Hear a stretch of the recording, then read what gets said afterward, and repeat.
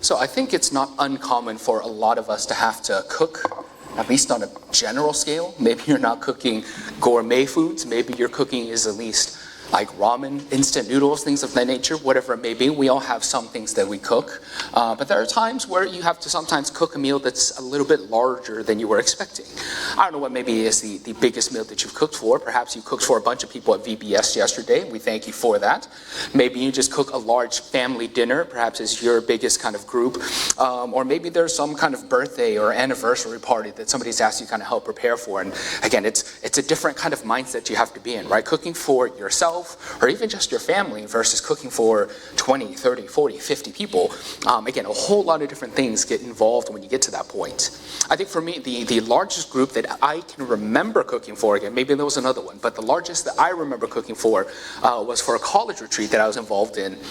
They had asked me, they had people in all different other positions, and so what they needed was somebody just to cook. And so they asked if I could do it, and I was like, sure, I can manage. You know, we got volunteers, we got people to help out, but I'm kind of like, I'm the head chef. Everybody else is sous chefs, essentially, right? And so I think the group was about 40 to 50, give or take. And again, it was for the entire weekend. So it was breakfast, lunch, dinner, Friday, Saturday, Sunday, kind of a whole thing. So again, it was a lot of fun, but it's a very different setup, right? I have to think about, for starters, we're not like right next door. So I can't just like, oh, I forgot this. Let me run to Walmart, HEB, Target, pick your grocery store chain that you want to go with. Like we're way out in the middle of nowhere. So if we're missing something, you're missing it. That's it. You know, like it's not like, oh, I forgot the milk. Let me go drive 40 minutes to the next grocery store and come right back. Like no, it's a bit of a drive. And so you got to plan everything out. You got to know like, okay, these are all the things we're going to cook. This is the budget that I've been given. This is trying to accommodate for making sure we have enough food for all the people. Trying to make sure you don't have so much that you should have too much left over. So just all these different things that you have to account for in comparison to when you just eat at home and you make for your family. Then you're like, leftovers are great. I'll eat that tomorrow. We'll make it work kind of a thing. I think even as crazy as it was to cook for 60 people, I can't imagine what it would have been like to prepare food for 5,000 people. Right? If you know that number, if that rings a bell for you, you already kind of know. Again, we're diving and continuing in our series so that you would believe. And today specifically, we're diving into Jesus' fourth miracle, fourth sign, where he feeds the 5,000. And again, in terms of, again, just comparison of just things, again, cooking for 50, 60, 100 people, 200 people even, again, I can't even imagine how much it pales in comparison when we're talking the 5,000 that Jesus prepared for, and even more so as we'll dive in and learn a little bit as well. So if you have your Bibles, if you have your devices, we're going to be in John chapter 6, if you want to get to there. I'll kind of catch us up to where we've been. We're kind of starting a new section, so it's good to kind of know where we've been at, but this one, you could almost take this one on its own and still kind of be okay. But the last couple times we've been together, again, we saw in chapter 5 where Jesus healed the man by the pool, and he did so on the Sabbath, which just ruffled a lot of feathers with the Pharisees, right? Because you're not supposed to do anything on the Sabbath. And so when the Pharisees find out that Jesus healed on the Sabbath, they go to him and they taught him, like, hey, what are you doing? You're not supposed to be doing those things here. And Jesus responds to them. He says, hey, I'm doing as my Father does. My Father is working, and so am I. And again, that just, instead of like trying to quench the fire, he just adds gas to it instead, right? Because he's not really saying like, hey, I'm going to continue working on the Sabbath because that's what God has told me to do. But he's saying that God isn't just Father in heaven. He is my Father. He personalizes that, and that just drives him insane. Because you don't call God my Father, because he's not my Father. He is the Father. He's the Heavenly Father. And so Jesus is basically saying like, I am with God. We are of equal existence. He is my Father in heaven. I am equal to God in existence. And so again, it just made them even more mad than they were before. And so for the rest of chapter 5, we see how Jesus continues to not only kind of defend his deity, but defend his equality in a sense to God. He showed on different ways, through different evidences essentially of how I am equal to God the Father. Right, that I have the same power that God has given to me, that the scriptures have all foretold of me coming, that John the Baptist said that he was predicting a person coming later on, and that's the man that he showed you, that's the guy. He pointed towards Jesus. So we have all these different signs, all these evidences that Jesus calls forth to show that I am not just a powerful prophet, but I am the Son of God. All right, and so now we enter into chapter 6. Like I said, we kind of start off a new section, because what actually ends up happening when it says, I'll just put up real quick on verse 1, when it says, after this is actually like 3 or 4 months. So it's a pretty big after this, and that's why I always kind of say, like, it's important to know the context of the Bible, because in a page turn, you could have gone 5 minutes, or again, literally in this case, 1 verse. We jumped about 3-4 months in advance, right? And so again, we're going to be diving into chapter 6. We're going to see, again, this miracle of Jesus feeding the 5,000, and again, how that just continues to be something that we can see even in a sense to this day. So let me go and read. I'm going to read the first 5 verses. We'll go all the way to all the way to verse 15 to finish us off here. But let me read through the first 5 verses. After this, Jesus went away to the other side of Galilee, of the Sea of Galilee, which is the Sea of Tiberias. And a large crowd was following him because they saw the signs that he was doing on the sick. Jesus went up on the mountain, and there he sat down with his disciples. Now the Passover, the feast of the Jews, was at hand. Lifting up his eyes then, and seeing that a large crowd was coming towards him, Jesus said to Philip, "Where are we to buy bread so that these people may eat?" And so here again, we see that Jesus has traveled through. He's moved from one side of the Sea of Galilee to the other side of the Sea of Galilee. And Jesus and the disciples have moved on. And we see that not only have they moved on, but this crowd of people decide, hey, we're going to go after them. We're going to follow with them.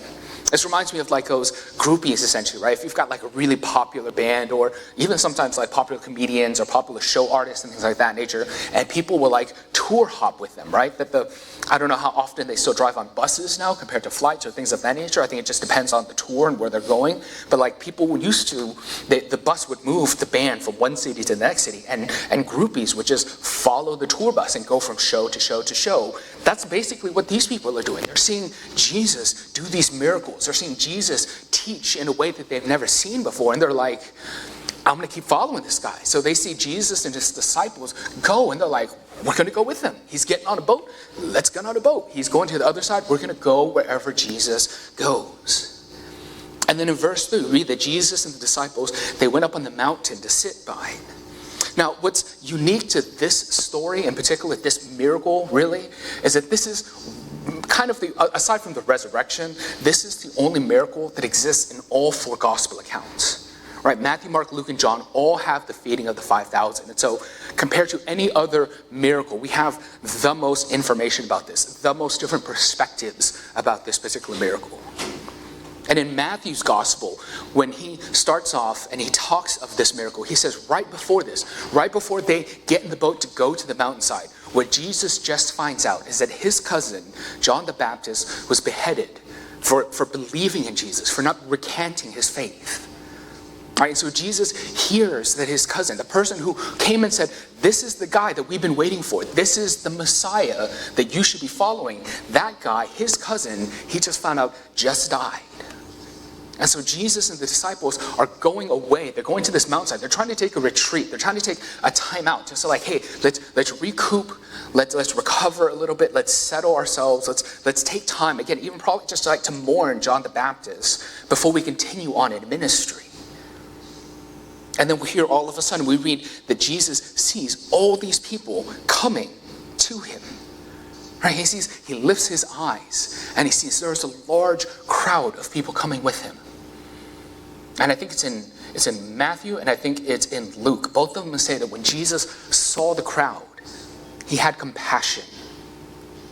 Right? For most of us, if we're going on vacation and let's say like, I'll take me in this case. Like if you went on vacation and I come by and I'm like, hey, could you help with something? Like, can you do something at church? Like right now, I know you're on vacation. I know you're supposed to be hanging out. You're at the beach. You're here. I've got my laptop. Could you finish up this Excel spreadsheet for me real quick? Like you might do it just because, you're trying to be nice, but you're not happy. You're not happy that work has followed you to a place where you've been trying to relax, trying to take time to get away from all of these things so that you can enjoy time with your family, to enjoy time just relaxing instead. And so for us in our human experience, where we would get frustrated, where we would get mad, where we would get angry, we see this opposite reaction of Jesus, that he has compassion. He sees these people and he sees them as sheep without a shepherd. The sheep without a shepherd are lost. They have no way of defending themselves. They have no way of knowing where the next set of food will come from. They are wandering aimlessly, and they don't know where to go. And that's how Jesus sees these people. They are looking, they are hungry for more. And rather than being angry or upset with them, which easily would have been justified, he shows compassion and he feels, his heart breaks for them. I think of this other, I tried to find the video and I just couldn't in the time being, but I remember watching a video where this guy, he was driving down a country road and he saw this little thing in the road and he stopped and he went over and realized, oh, it's like a tiny little kitten. And he was like, oh, like I need to get this kitten off of the road. And so as he goes over to go to pick up the kitten and he brings it over, suddenly like 3, 4, 5, 6, 13 more kittens all come up at him. And he's just like, oh, like what do I do with all of you? Like doesn't know what to do with all of these. And he starts like trying to get away and they start following him. Like they basically imprinted on him. They're like, you're our mommy now, right? And he's like trying to run away. It's like, I can't adopt 13 kittens. Like I just wanted to take this one and move it to the side so that people wouldn't run over it. And suddenly 13 kittens have now called him mommy. That's what I imagine this is like for Jesus. Right, that he's trying to move, he's trying to go through and enter into the next part of his ministry, probably trying to mentor and teach the disciples, when all of a sudden these 13 kittens, these 5,000 kittens come up upon Jesus, and he his heart breaks for them. And he has compassion upon them, and he turns to Philip and he says, where can we get food for these people? How can we provide for these people? So with that, let's continue and let's see how they respond. So first off, he said this to test them. Jesus said this to test Philip, for he himself knew what he would do. Philip answered him, 200 denarii worth of bread would not be enough for each of them to eat just a little. One of his disciples, Andrew, Simon Peter's brother, said to him, there is a boy here who has 5 barley loaves and 2 fish, but what are they for so many? Jesus said, have the people sit down. Now there was much grass in the place, so the men sat down there, about 5,000 in number. And so we see that again, Jesus asked Philip this crazy question.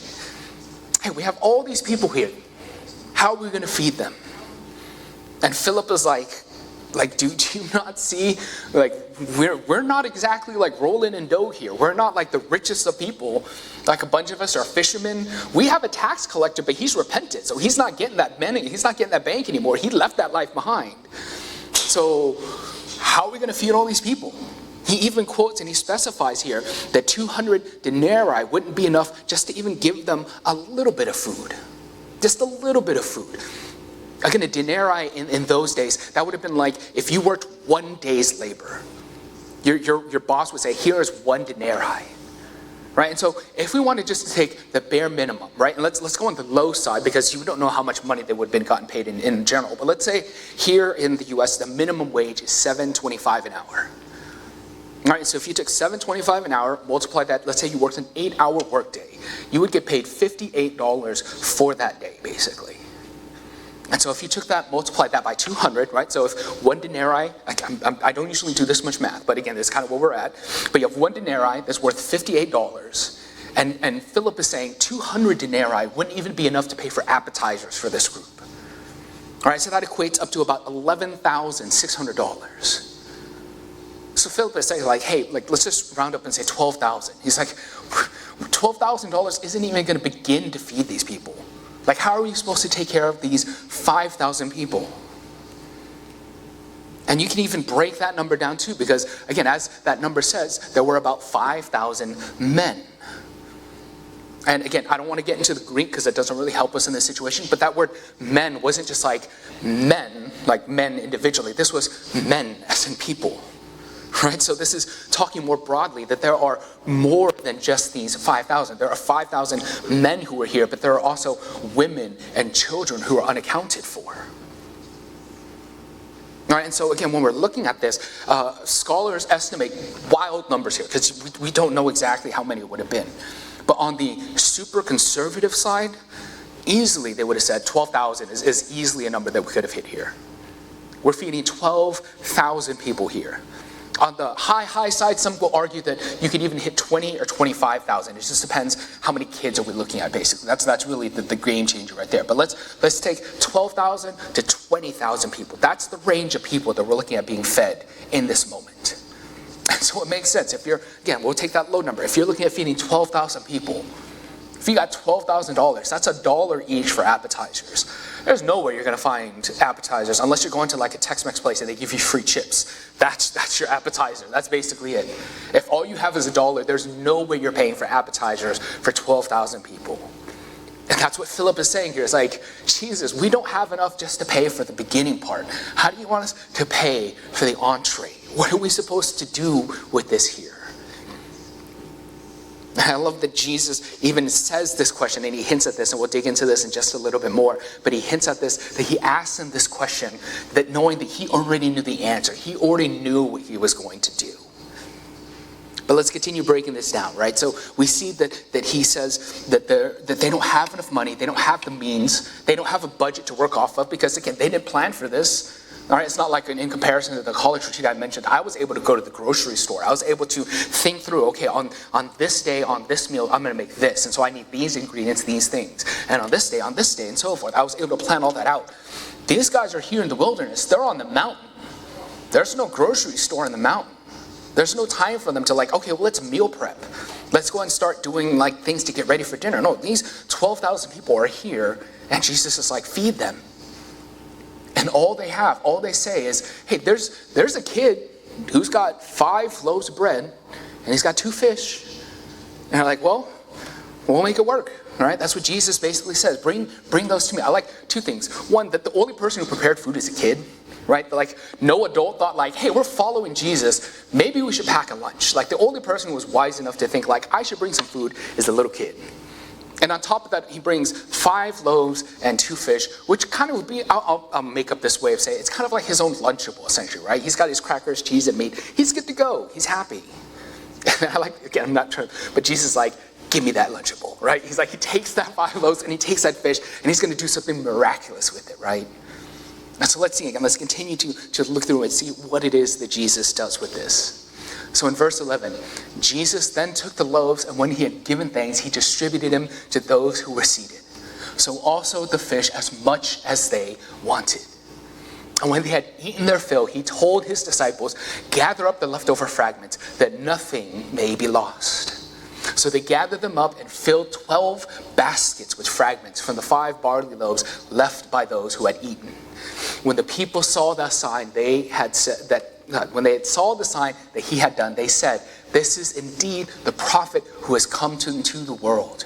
Perceiving then that they were about to come and take him by force to make him king, Jesus withdrew again to the mountain by himself. So now we see Jesus go to work. Right? He takes the bread, he takes the fish, begins dividing it up, begins splitting it up, and begins distributing it to all the people. And every time I've looked at this passage, whether it's come up in Matthew, Mark, Luke, John, every time I've taught through this or looked at this particular one, I always kind of just try to imagine like how this would have gone. And if you've heard this before, because every time I do this, I kind of think of a new way in particular. Because again, like if you're imagining here, if you gave me bread and I broke the bread and I gave you half, like did he like sleight of hand and like another one just to reappear? Like did he reform a new one? Like how does he just make more bread? Like I get that he's God and he can do it, right? But like in the moment, like how is he making more bread appear? Does he break one, then put it down so you don't notice that it reforms into a new one? Or I like that this one that you saw that he was distributing it. So in my head, I was thinking like, did they form an assembly line? That he was like, hey, break bread, take it, pass it down. And at first guy's like, I'm hungry, but there's like 12,000 more people and I have to keep passing until like, I don't know, these are just the things that go through in my mind as I'm studying through. I'm trying to imagine, like, how was this miracle accomplished? Because in my mind, I just can't think of just the ways that it would have been done. But this is what's happening. He's sitting here, and he's breaking bread. He's breaking fish, and he's passing it. And he's not just giving them what they need. It's not like, okay, everybody get one bread, everybody get one fish, and that's your meal for the day. No, it says that he kept going. He kept doing this until everyone was full. So again, you're not just getting an appetizer. You're not just getting a little bit. You're getting completely filled to the brim. You are done. You're tapping out. You're like, I can't eat anything else. That's how much food Jesus provided for the 12,000 people that were here. But not only was it just the little bit of food that he had made, they saw that again. He was like, I'm not wasting any food. Like, go get all the leftovers. Go gather them all up. And you see that they filled 12 baskets of leftovers. And this is how I know, like, Jesus is definitely, like, I emulate Jesus as much as I can do. And so when you see me at restaurants and you're like, hey, are you finished with that? I'm going to take that. This is me emulating Jesus, right? Because I remember back in my days when I was in the corporate world, we used to have like these monthly breakfast things. And they would have, tacos, they would have croissants, they'd have fruit, yogurt, cereal. They have like a whole bunch of stuff. And I always felt bad because I was like, I just want to take more. I just want to take, like, there's so much food here. I don't know that they're throwing, I'm not saying they're throwing it away. I don't know what they did with it. But my inner part of Jesus is just like, I just want to pack it all. I just want to take it all home with me because there's so much food. It hurts me even to think like, could they be throwing this away? But it is what it is. But this is what Jesus does. He says, all the food, gather it together. Show them what we have here. Let's make sure none of it goes to waste. And he packs up 12 baskets. Right? Then we think of when Jesus comes to us, when Jesus provides for us. He doesn't just give you what you need, but he gives you more. But he does so in the way that he's going to do. Right? They would have thought perhaps, maybe they would have gone out and bought food. Maybe they would have brought something and prepared something. But Jesus does this with the 5 loaves and 2 fish. The one who Andrew is like, this isn't like, I'm just mentioning this because, hey, like, there's a kid who has some food, but like, what are you going to do with that? Jesus is like, I'm going to make that into a miracle. In the most unique way, in the most obscure way, Jesus does this miracle that feeds 12,000 people and gives them 12 baskets of leftovers. And I think this again just continues to show what Jesus will do for us in the future. Right, that Jesus doesn't just meet our needs where we're at, but he goes above and beyond. And what I mean by that is like, let's take our faith, and let's say if this was a more earthly transaction, right? Let's say that you had a debt, and you needed to pay off that debt. And I said, hey, I'm going to come over. You've got a mortgage. You've got a car loan. You've got these things. I'm going to pay them off so that you are debt-free. And you're like, hey, that's awesome. You love it. You're celebrating. But then you're like, hey, I also need to go buy a new car. And I'm like, I paid your debt. I'm not paying the new debt. I took care of the debt that you had. Any new debt, that's on you now. Right? That's how the earth would perceive things. But Jesus goes above and beyond. He doesn't just say, hey, the sins that you've committed so far, I went to the cross. I died for those sins. But for each and every one of us here, the sins that you're going to commit later today, the sins you'll commit tomorrow, the sins you'll commit next week, next month, next year. Jesus says, I've paid for all of those. Those are the 12 baskets of leftovers. I have paid for each and every one of your sins, yesterday, today, and tomorrow. Again, Jesus doesn't just provide for what we need now, but he provides for us forever. It's the sacrifice that it goes above and beyond, more than we could ever imagine. And so to close up for us this morning, what I want to look at here is again, how do we respond to this? Right, because we're not going to feed 5,000. We're not going to feed 10,000 with 2 loaves and 5 fish. That's not exactly the way that we can manage it. But if you look at how they responded, in the very back 2 verses, in verse 14 and 15, right, the people who were there, they saw Jesus. They saw that, hey, this is a guy who teaches miraculous things. This is a guy who does miraculous things. This is clearly one of the prophets that the scriptures have foretold. And they say that we've come and we want to make him king. And we see that they don't respond in the right way because Jesus pulls back. He withdraws from them. Right, rather than how any of us would do. If we were suddenly growing in our popularity, you start a YouTube channel, you start something on TikTok or whatever it may be, and you just start, your subscriber count just starts going through the roof. You don't think just like, well, I'm going to stop posting then. Like I'm just going to cut off the stream right there. No, you think of like, how can I dive in? How can I start to diversify? How can I start putting up more targeted things?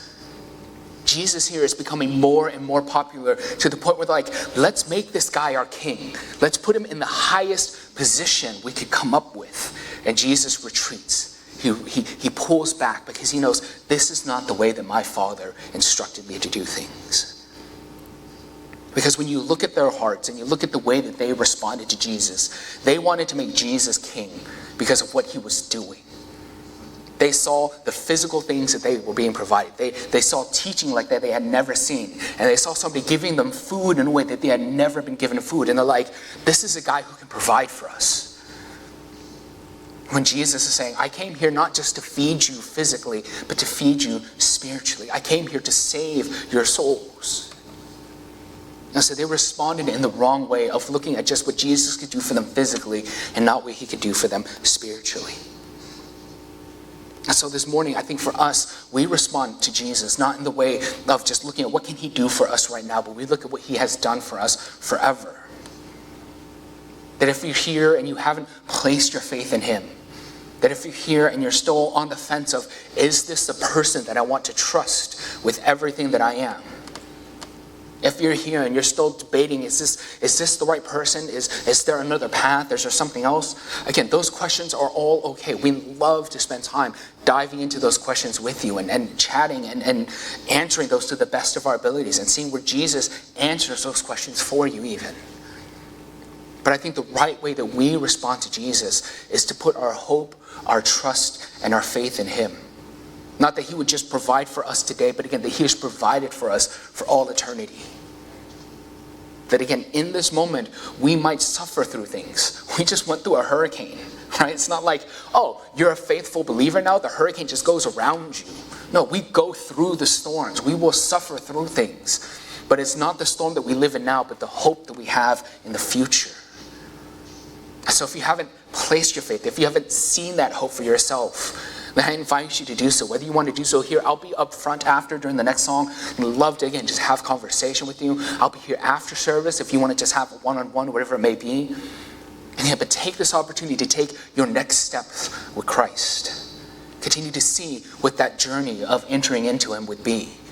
Again, whether that be your very first step or seeing what the next step would look like. How do I go deeper? How can I continue to see a new level with my relationship with Jesus? And I think for those of us, again, if we've already accepted, then again, it's to see how you fit into God's kingdom, into his plan specifically. Because for some of us, we may be sitting here, we may be thinking like, I don't know what I have to offer to God. I don't know how he wants to use me. I may not have the skills that people are looking for. I may not have a talent that he could use. But I point out the boy to you because he's kind of the hero of the story. Again, I kind of jokingly said he was the only one who thought to bring food. But the food that he brought, they specifically mentioned that these are barley loaves. These aren't just any kind of loaves. It's not like he brought milk bread. He brought barley loaves. Barley loaves, the only people who ate barley were horses. Right? Humans did not eat barley. That was something for the animals. So this isn't just a kid. This is a poor kid. This isn't just a kid who happens to have remembered to bring lunch. This is probably all that he was able to bring, period. And Jesus sees this child. He sees this opportunity. He says, even with this kid who may have nothing, I can do everything with it. So wherever it is in life that you are, again, God will use you in whatever ways that he will. And it's not so that you can be elevated to say, like, I had nothing and God used me to do these great things. It's, I have nothing and look how much God has done in me. How can we continue to be a source of light to reflect Christ onto the rest of the world in whatever way that he's called us to? How can we continue to live in a way that takes advantage of the opportunities that Christ has placed us in? Whether in our workplaces, in our homes, in our neighborhoods, in our schools, wherever it may be, how can we continue to be a reflection of Christ to the people in our lives? I think that's how we respond to what Jesus has done. That's how we feed not only the 5,000, not only the 12,000, but we feed the world. We continue to pour out into the people around us that they would respond to Christ and they would go out and pour into other people, that they would come to Christ and they would go out and pour into people. And that's what Jesus means when he says later on, that greater things than these that you will do than I have even.